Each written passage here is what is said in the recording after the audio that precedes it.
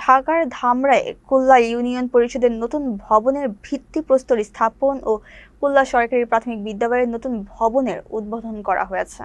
উৎসবমুখর পরিবেশে আয়োজিত অনুষ্ঠানে প্রধান অতিথি হিসেবে উপস্থিত থেকে উদ্বোধন করেন ঢাকা ২০ আসনের সংসদ সদস্য আলহাজ মোহাম্মদ তমিজউদ্দিন। অনুষ্ঠানে সভাপতিত্ব করেন ধামরাই উপজেলা নির্বাহী কর্মকর্তা মোহাম্মদ আল মামুন।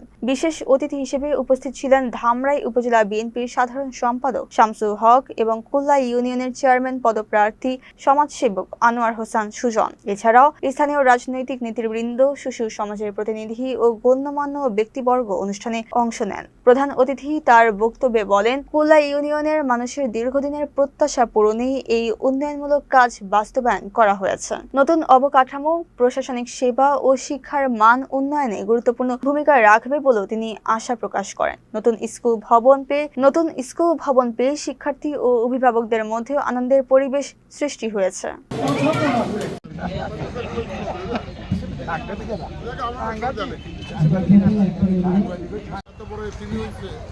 এত ক্ষমতাশালী মানুষ থেকে তো নাই, আমরা এটা থেকে ভবিষ্যতে আমার